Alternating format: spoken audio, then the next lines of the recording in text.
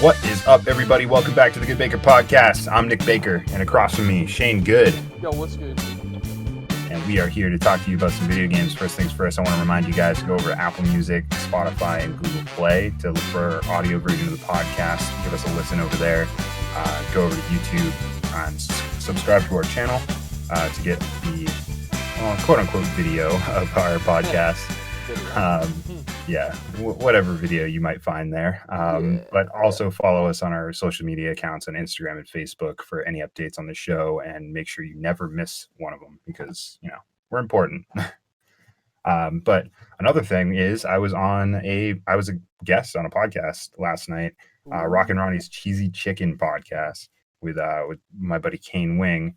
And we had a great time, drank some beers, talked games for a little bit. We talked about relationships and all kinds of different stuff. So go over there, give that a listen. That's Cheesy Chicken Podcast on all the spots you can find GoodeBaker as well. So it'd be pretty easy to find. Without further ado, though, let's get on with the gaming. What have you been doing, man? So there was this thing that happened called League of Legends Preseason 11 drop. Or if you actually play League of Legends, it would just be patch 10.23. So just real quick, do you guys ever call it LOL? Yeah, LOL, LOL, all the time. Cool. Sweet. Mostly just League. The easiest reference is just League. Yeah, that makes sense. Or Riot's garbage can. So this patch is nuts. It basically took the last 10 years of me playing League of Legends and fucking threw it in the garbage. Oh no. They removed. Yes and no. It's good because it's fresh and it creates just a whole new kind of level playing field, with items and stuff like that. So they redid all the items in the game. Pretty much every single item in the game has been reworked in some way, or tweaked and changed slightly. So they removed like 20 or 25 items from the game, and they added like 50 items to the game, and they reworked some like 80 or 90 different items in the game. So everything is different, and their new motto for this season is quicker, kind of like quicker games. So how you make quicker games is you make people deal more damage. What happens when you deal more damage? Well, if you're a squishy, you get insta-killed. Oh, no. Yeah, and if you're a tank, well, you get insta-killed because they deal that much fucking damage currently. Wow. So there's some balancing issues. It's fun, but there is some fucking balancing issues. Yeah, it's pretty good. And then they were testing it in PBE, and evidently they decided it was good. They got rid of promotionals altogether in between divisions. So now, like, say before, if you you had to be on like if you were gold 1 and you were gonna go to plat 4, you would have to go on like a 5-game win streak to get into your promotionals, basically. If you were at like 0 LP and you were decent enough to get 20 LP per win, you would need to get 100 LP. You would then have to win 2 more games on top of that. 3 more games on top of that, to actually get into plat. So they removed that altogether. So now you just have to win. You have to win when you're at, whatever LP to break the LP barrier to the next rank. Which saves a lot of time, a lot of frustration. I've gone on fucking 9 win streaks to lose my promotionals and then have to sit and play 15 more games to get to the next division because somebody just entered in my promotionals and threw away 10 hours worth of me playing League of Legends ranked.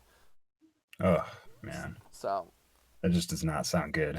No, it's a very good change. I think it'll help the community a lot, and it will help the community a lot in a lot of different ways. So just as easy it is to go up in rank, it's just as easy to go down in rank. So that means you won't before to demote from, like, we'll say gold to silver, you had to lose 5 games in a row. Even if you were a fucking garbage player, you're probably not gonna lose 5 games in a row. Um, you'll get carried eventually and get lucky eventually. So now that's not a thing. Now if you are at 0 LP and you lose a game, you just straight up demote. Oh no. Oh no, it's fantastic. That means I won't have to deal with as many people who are awful in my elo. It helps kind of break that, like, if you have, like, if you're playing with a friend who's carrying you and gets you to like gold, and then you decide you want to keep playing without them, and you're not gold because you're really bad at the game. It'll put you back where you belong. Damn. So yeah, it's a good system. I'm excited to actually see it kind of work. But yeah, that's enough of my League of Legends rant. Sounds like Sunshine wants to say her piece as well. She must have been playing an interesting game. Yeah, she's playing a game of how many podcasts can I ruin, and she's starting today. So um, this is one. But as for myself, I've been hitting Warzone. Ooh. Got a few wins this week in there, so that's been a lot of fun. I mean, the game really is just evolving in such a great way, and like it's not anything drastic each week. It's just like incrementally the game just gets a little better and a little better and a little better. Mhm. So I appreciate that about that game, and I've also been playing a lot of Madden. Just those two games, like off and on. I'm really not getting into much. Just the anticipation of now today being the PS5 launch day. Right. Um, I'm just been waiting for that and waiting to get into like Miles Morales and all the new PS5 games that I'm going to be playing tonight. So been pretty excited about that. But yeah, that's what I've been doing. But let's get into the big topics of the week because this first one we both have a little bit of a stake in because we've both had our hands on the next gen controllers Oh and we both have a yes. little bit of an opinion on these. We haven't actually played anything, or I haven't played anything on the PS5 remote, but I can kind of I've felt the Xbox controller and it's kind of very similar in that respect, but the PS5 seems to be doing a whole lot different. So I will have to wait to get that actual hands-on gameplay with that to get the full effect. But just feeling it out of the box, the dual sense is like nice and weighty. Mhm. The triggers feel nice and tight. Everything on the controller really just feels tighter and like it was, you know, put together a hell of a lot better than the last year or last gen. So what did you think about the dual sense? So the DualSense, I felt it's the right size for my hands. I felt like it was a good size for my hands. It had plenty of grip. I like the texture on the back, which some people know, some people don't. The texture is Mhm. actually like X's and O's. Yeah, Um, yeah, which is pretty cool. yeah, it's just super fucking cool. I think that the way that the buttons feel, it sounds kind of weird, but they're not like super clicky. Yeah, Which I yeah, actually like. they're more they're closer to the actual controller. Like they don't sit up as far, so you don't get that like sensation of like pressing a button like all the way down. It's almost like a really short tactile keyboard. Yeah, exactly. It's definitely weightier than I expected. I believe when Ben handed it to me, I explained it as, yeah, I feel like I could throw this against the wall when I'm mad and it wouldn't break. Um, Mhm. I don't know if that is the case. I guess we'll find Yeah, out. But we will have to find out. Demon Souls is a launch game, so we'll have to see. this is very true. Yeah, but Um, one of my favorite things about the new DualSense controller is, of course, the sticks feel like they're going to be so much more durable. oh yeah. The material that they're made out of just seems like it's going to actually last, as opposed to the when the DualShock 4 came out initially, the rubber padding on the control sticks was like a coating that was over this harder plastic um, joystick. Hmm. But now it seems like they've kind of just incorporated the entire material and just made the whole stick out of the same material and didn't have to like, screw around with like layering something on top of something else. So it seems like they're really going to last a long time and they're not going to lose their grip as early as those controllers did. Yeah, I I mean, hopefully we. The only thing I really just would love not to see is just no stick drift. That Yeah, would be, that's a big deal. yeah, I don't know definitely a big if deal. they've changed like the mechanics on how they actually make the sticks, because I know that it's like a dual box sensor, or it's like a touch sensor on the inside. So that's really what causes the stick drift, is like damage inside of those, or something gets stuck in there. Like I've popped open my controllers so many times to like actually fix those, that Hmm. there's these like little metal connectors that when you tilt the stick completely to the left, it touches, and when you tilt your stick completely to the top, it touches. And it was that component that was always going bad with those. So hopefully they kind of corrected that mistake. But as for the Xbox controller, because I don't want to leave that out, it's I like the size of it. It is a little bit smaller, like I said, but I don't feel like it's too small. It feels a little bit more akin to the DualShock 4 in that way, and I've gotten so comfortable with that controller Hmm. now that it just kind of feels natural. I do like the slim uh, gun like triggers on the Xbox. The Yeah. the one thing that always kills me about the Xbox controller is the non asymmetrical or the asymmetrical sticks. You don't like the asymmetrical sticks, bro? Yeah, man, I gotta have my stuff have its symmetry. It's beautiful that way. Fair enough. But I've also got the 3D audio headset for PlayStation 5 early as well, and I've had a little bit of time to just like look at it and feel it. I haven't used it with anything yet, but it's nice and light. The material feels really durable, even though it's kind of just all the components are plastic, and nothing's really like high end material, but it does feel like it'll last a nice long time. The one like really good piece of material that they have on it is this little band that goes around like the crown of your head, Hmm. that allows it to be adjustable. And I really feel like that's like the most premium aspect of the headset's build. It makes it feel like it's just gonna clamp onto your head, and it's not gonna go anywhere. So it's really good. And also the ear cups are nice and wide, which me, I have huge ears, so anything that goes over my ears, I know is just gigantic. So I really appreciate that for like comfort for long gaming sessions. I have heard that the battery life is very similar to the old Gold headset. So I think that one had like a 6 hour, 6 to 8 hour battery life, depending on use. That's So pretty good. we'll have to see on that. I mean, But the good news oh, is you're never too far away from, your console when you're playing. yeah, that's true. I mean, and also there's an auxiliary port, so you can just plug it right into your controller if you're feeling low.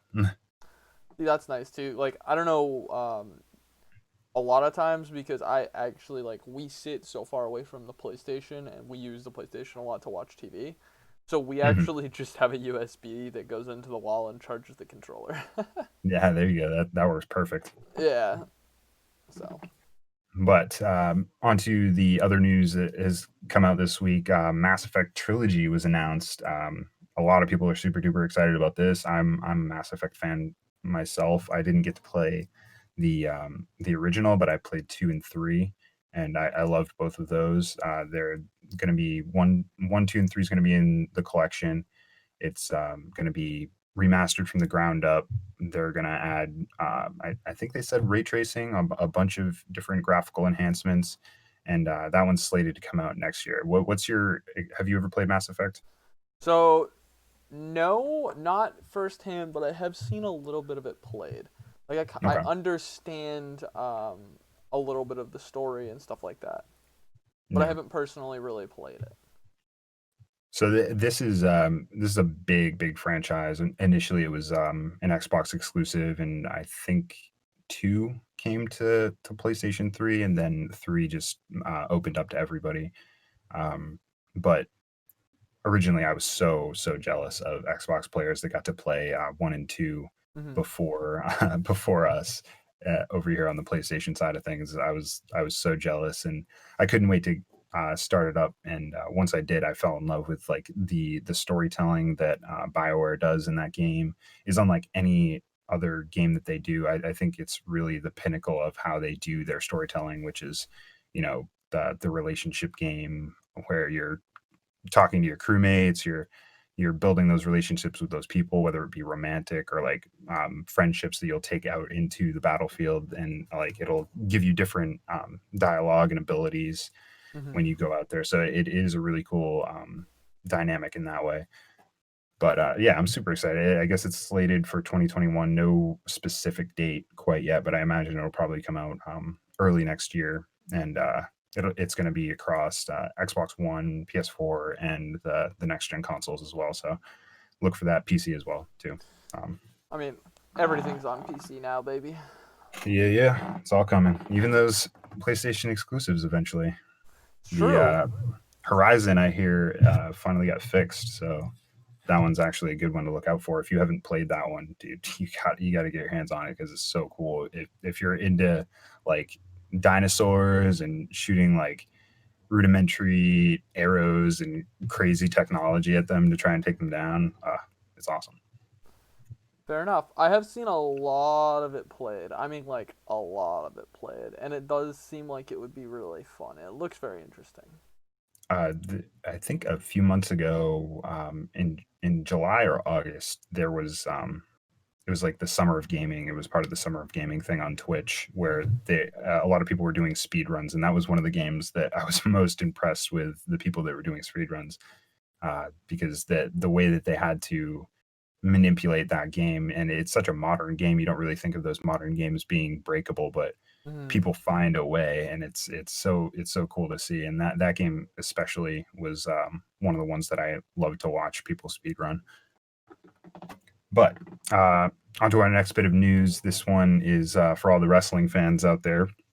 AEW, All Elite Wrestling, which is the current competitor to WWE, is currently making a wrestling game with the former WWE wrestling game giant Ukes. And Oh. so they were behind like a slew of WWE titles. Whenever you booted one of those up, it was always Ukes was the first thing you'd see. And so now, yeah, they're on to AEW, which is a great brand, by the way. I watch a lot of professional wrestling. I'm a big fan of that, and I think what they're doing over there is really really great. And they have a lot of the old WWE cast on there because it just seems like it's a way better energy over there. Things are a little bit more free, and they're able to tell their stories how they want to. But this seems like they're going into more of like an arcadey type game, like the old WWE games used to be like. So I'm Hmm. excited to see where that goes for this one. They also announced two mobile games as well. One of them is a casino game, and I don't think they have any news on the other one. But yeah, the big deal here is the actual wrestling game. So I'm excited about that. What are you interested in wrestling? I don't think we've ever talked about this before. We haven't. No. However, I have played the WWE. I think it's WWE 19. I played that for Extra Life for a little bit. We all created just crazy ass characters and Yes, beat the yes. piss out of each other. A very fun game. I enjoyed it a lot. Are any of those videos archived, by the way? I, I think a couple of them are. I know for a fact somewhere's on my Twitch channel there's Greg saying I'm Pickle Rick. I know that's Oh, a thing. absolutely, absolutely. I've seen that one the countless times. Yo, There's like a couple too. There's like first when he was like less drunk during the night, and then like way later when he was like way more drunk and he did it way better. yeah. He definitely the second time he did it was great. I believe we got a $25 donation for the Barbara Bush Foundation for him saying that. So, That's awesome, man. That's awesome. yo, it was a lot of fun. It was a lot of fun. Speaking of that quick little plug, because we did forget to mention details of it last week. It was a success. I believe we ended with $2,510 or something like that, and our goal was 1,000. So we Killing it, dude. obliterated our goal. Um, so best year we've had yet. Can't wait for next year to be even better. So Yeah, man. I'm totally game to get going on the Extra Life train. I mm, wanted to get some stuff done this year, but unfortunately the house was kind of priority numero uno. We've been remodeling and doing a bunch of things in our kitchen right now, so that was kind of taking up a lot of my time. But I'm so pumped that I think Extra Life lasts until the end of the year, so I still have some time. I might throw up a charity stream, see what I can do, maybe like $100 or something like that. But anything counts, so I'd love to get something going like uh, you legends over there. definitely a lot of fun, and it's for a great cause. So Yeah, absolutely. Uh, yeah, on to our next bit of news. Good news for all of you Spider-Man fans out there. Your Spider-Man save will transfer from your PS4 to your PS5. So this was a big worry. Initially, Insomniac said that your saves from your PS4 file, like your new Game Plus files, would not transfer to the PS5 remaster. They have rescinded that and now said the update is coming in Thanksgiving that will add three new suits.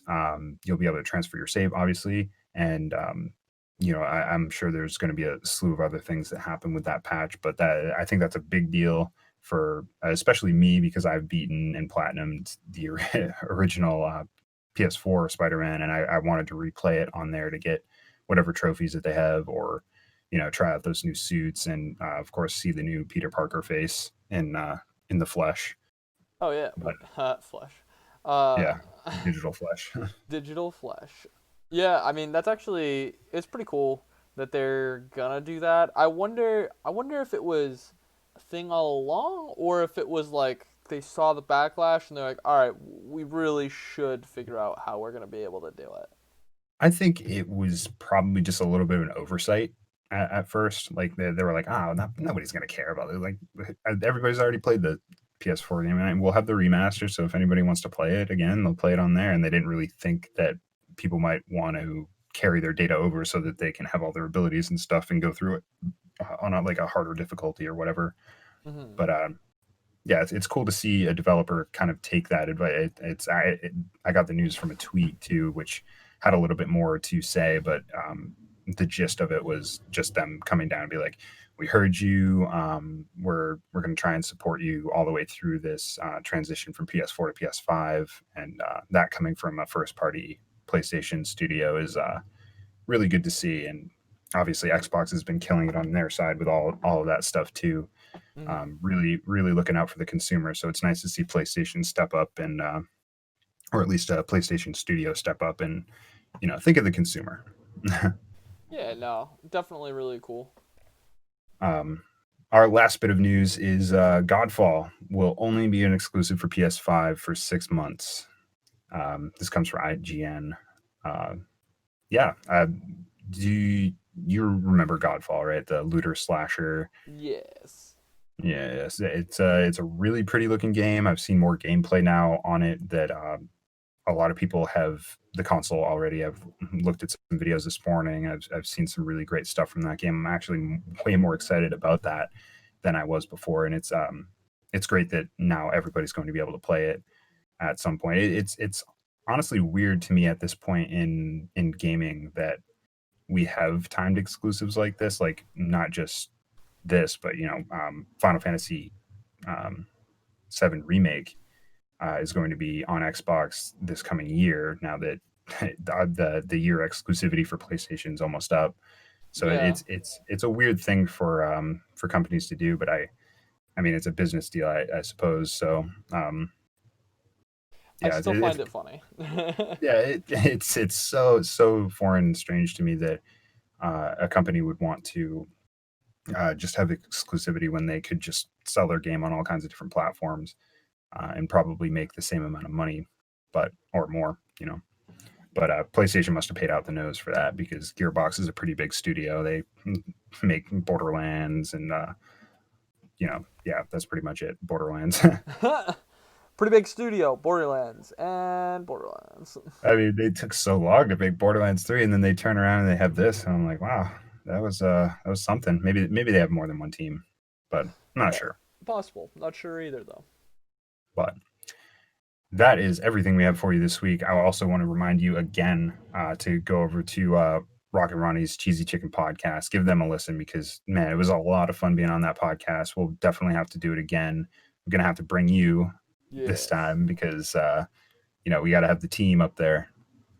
This is Can't be true. the only good baker getting the good word out there. But yeah, also look for us on Apple Music, Spotify, and Google Play for our audio version of the podcast. Give us a subscribe on our YouTube channel, like, comment on any things you heard today. Yeah, and that's everything. So talk to you next week. Enjoy the next gen, and peace. Peace.